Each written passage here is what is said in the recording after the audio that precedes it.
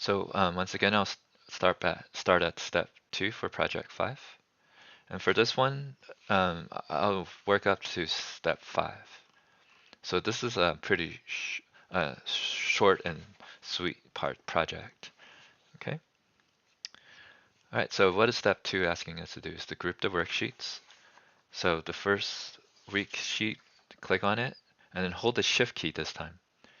Before you guys been holding control, but when you hold shift, it just selects more content quickly. So I'm going to hover over the third week tab, hold shift, and then left click. So you notice the background kind of became whiter or lighter. Okay, so that lets you know that multiple worksheets have been selected. So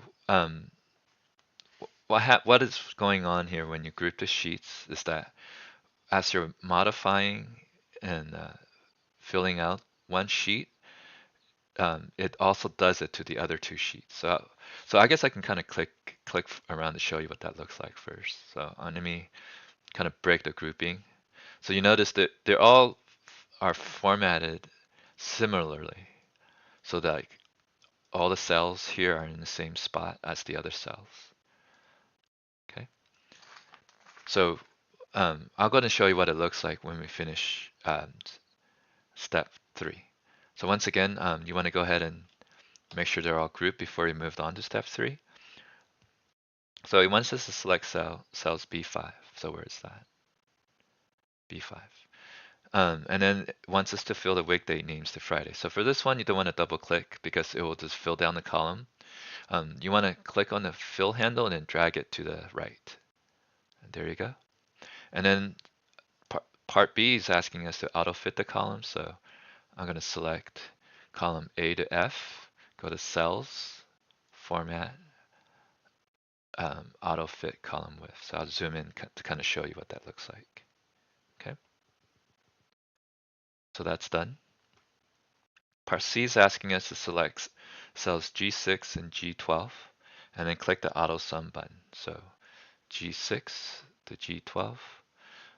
Auto sum should be in editing, right? And then click on auto sum. Okay. So it created a total in column G. And now this is like the overall total down here as well. So we're going to do it for step D. So we're going to select B13 to G13 and then go back to editing, auto sum, and it created totals down here. Now we want to, it's asking us to select cell A4, okay? And then right click on the second week sheet tab and then select, let me go ahead and zoom in really quick.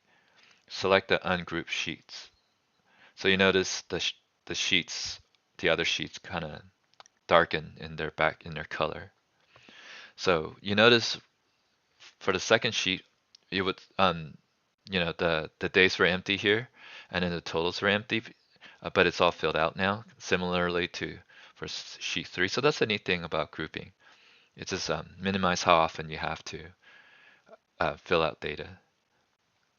It does require you to have the cells in each of those sheets kind of aligned in the same location as the first sheet. All right, moving on to step 4. It's asking us to copy and position a picture. So once again, it's in the second sheet. So click on the icon. You can right click and select copy, or just hit Control C on your keyboard like part B is asking you to do. Go to, so I finished A and B. On step C is part C is asking us to click on the first week sheet tab, and then click on Control V to paste the picture.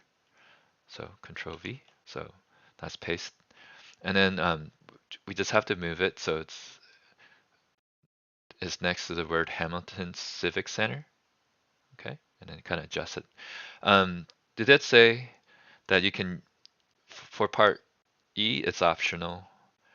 You don't need to use directional arrow key. All right, go ahead and click on A4. Okay, so that finishes step 4. Yeah, I think this is a halfway point for me. there's really not too many hints that you need to do, um, other than maybe step G. So this is really more focused on formatting more than anything else. Okay. Yeah, so let's see. Step G, numbers 7. Yeah, so 7G. So it's a little tricky what color they're asking you to pick. So let me kind of click on this one and kind of do it, even though this is not the right sheet. Um, so let's see here. What do we need to do? Okay. Home tab, font group. Okay. And then we want to, I think, open the dialog box here and then go to the fill tab. Right now it's on green. Um, and then we want to click on fill effects. So here's where they want you to change the color to that gray. And where that gray is a little bit confusing because it says first column, right?